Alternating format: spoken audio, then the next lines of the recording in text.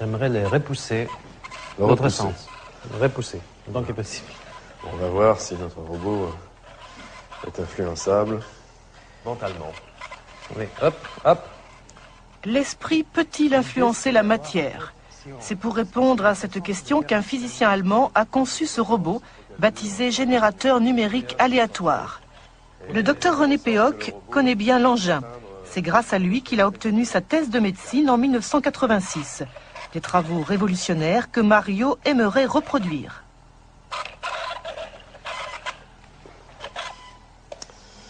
Alors voilà, donc ce robot se déplace en permanence de façon aléatoire, c'est-à-dire au hasard, parce qu'à l'intérieur, il y a donc une source électronique, hein, un bruit blanc électronique, enfin pour les experts, et qui à tout moment sort des chiffres au hasard, hein, en fonction de l'agitation donc des électrons, et ces chiffres sont traduits en mouvement de rotation, en angle de rotation, en distance de déplacement, hein, et normalement, donc lorsque le robot est tout seul, il va se déplacer véritablement au hasard. Pourquoi on fait cette recherche? Ça rentre dans un cadre plus large qui est la question très actuelle, quelle est la nature de la conscience? Hein, c'est la conscience, quel est son rapport avec le corps, avec le monde extérieur? Et le but ici, c'est de voir effectivement si la conscience, quelque part, s'étale en dehors de ce qu'on peut appeler le corps physique, le cerveau.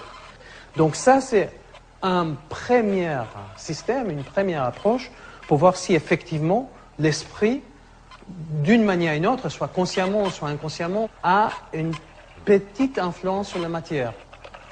Toutefois, il s'éloigne un petit peu. Un tout petit peu. Il faut être patient et jamais se déconcentrer. C'est en étudiant des poussins que René Péoc a eu l'idée de sa thèse de médecine. Il travaille alors dans un laboratoire de biologie animale quand il découvre la théorie dite de l'empreinte, élaborée par le prix Nobel Konrad Lorenz. Fasciné, René vérifie d'abord la théorie sur lui-même avant de la tester avec le petit robot.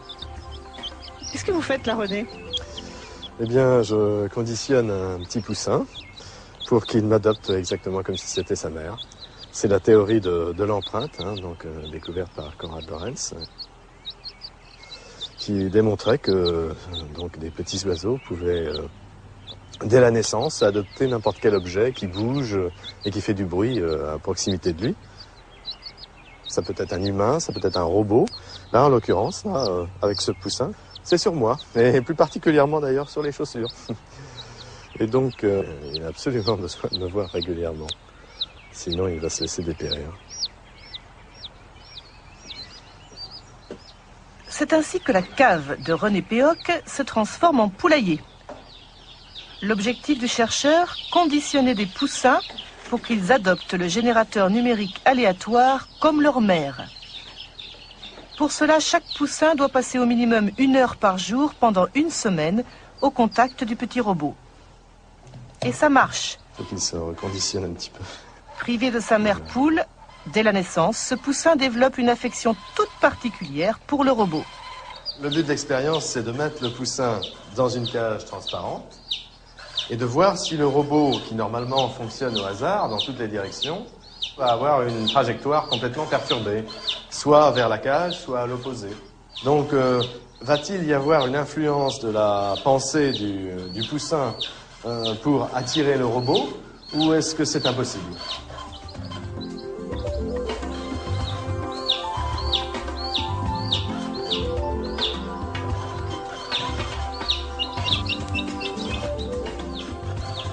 Pour chaque expérience, la trajectoire du robot s'inscrit sur une feuille témoin.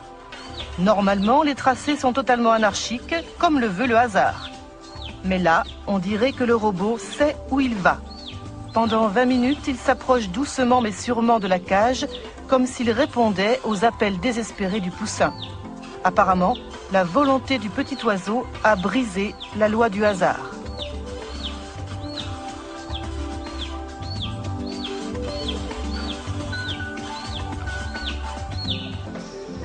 Pendant 4 ans, René Péoc réalise 600 expériences avec 2500 poussins. 17 ans plus tard, il a conservé les tracés comme autant de pièces à conviction. Pour lui, ils sont la preuve que l'esprit a une influence sur la matière, même si actuellement aucune loi physique ne permet de l'expliquer. On a obtenu de très très nombreux tracés, dont certains tout à fait impressionnants, comme celui-ci, vous voyez, où le robot est parti du centre et allé directement dans le coin où se trouvait la cage du poussin. Donc des tracés de ce genre, on en a en pagaille. On a fait la moyenne statistique de tous ces tracés. Bon, certains peuvent donner de mauvais résultats et aller dans la direction opposée, mais en moyenne, on a obtenu un robot qui s'est déplacé 2,5 fois plus souvent vers la cage que dans la zone opposée. On a fait autant d'expériences avec des poussins qui avaient déjà leur propre mère poule qu'avec des poussins qui ont été conditionnés avec le robot. Dans ces cas-là, lorsque le poussin a sa propre mère poule naturelle, il n'est pas intéressé par le robot, et le robot se déplace conformément au hasard dans toutes les directions. Donc c'est bien le conditionnement opéré sur le poussin qui est responsable de la différence de trajectoire du robot. Alors, en fait, pour l'instant, on ne sait pas expliquer le phénomène. Non, c'est difficile de donner l'explication exacte. Bon, on peut émettre des hypothèses, mais à l'heure actuelle, il faut surtout déjà constater que le phénomène existe bien. Bon, parce qu'il y a des physiciens qui, quelquefois, s'amusent à critiquer, mais en fait, il y a aussi dans la physique fondamentale des phénomènes invisibles, immatériels, comme les lois physiques, les forces, l'énergie, le temps, les dimensions de l'espace. Tout ça, c'est de l'invisible, de l'immatériel, et on ne sait pas ce que c'est à la base. Bien là, la pensée, c'est le même type de phénomène. On ne la constate que par ses effets sur la matière, mais c'est invisible et immatériel. Et on s'aperçoit que l'homme ou l'animal peut interférer, peut biaiser les règles du hasard, de façon à ce que ce hasard lui soit favorable, dans le sens qu'il désire. Est-ce qu'il est difficile en France de choisir un tel thème comme sujet de doctorat? C'est assez difficile, effectivement, parce que d'abord, on compromet sérieusement sa carrière. Oui. Et il faut dire qu'après, il vaut mieux pas envisager une carrière universitaire, parce que c'est un peu l'obscurantisme en France. Nous sommes un des seuls pays fortement industrialisés où il n'y a aucun laboratoire de psychophysique. Moi, j'appelle ça de la psychophysique, les autres parlent de parapsychologie. Mais bien que ces phénomènes soient indiscutables, c'est encore un sujet tabou. Je vais vous montrer très rapidement quelques-unes des premières recherches scientifiques. Ceci est la première étude. Je ne vais pas entrer dans les détails, à part dire qu'elle a été réalisée au Moyen-Orient, au plus intense de la guerre du Liban, au début des années 80.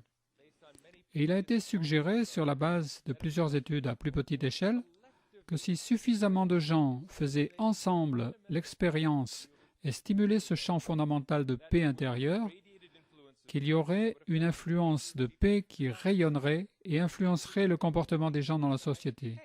Les gens se réveilleraient le matin et décideraient « Bon, je ne vais tuer personne aujourd'hui. » Quelle pensée innovatrice! Qu'avec une compréhension un peu élargie, une vision moins étroite, moins centrée sur soi et stressée, que ces actes désespérés de terrorisme n'auraient tout simplement pas de terre fertile pour pousser. Ce tableau montre en ligne pointillée qui monte et descend la montée et la baisse quotidienne du nombre de personnes qui méditent en groupe à Jérusalem. En moyenne, 1000 personnes, parfois plus, parfois moins.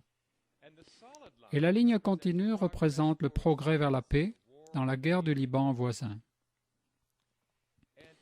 Et même avant les résultats d'une analyse statistique, vous pouvez presque voir dans les données brutes que le progrès vers la paix, mesuré par la baisse du nombre de morts, de blessés de guerre, de bombes, le progrès vers la paix monte et descend presque en parallèle avec le nombre de personnes qui méditent en groupe et irradie cette influence de paix intérieure qui devient une paix extérieure.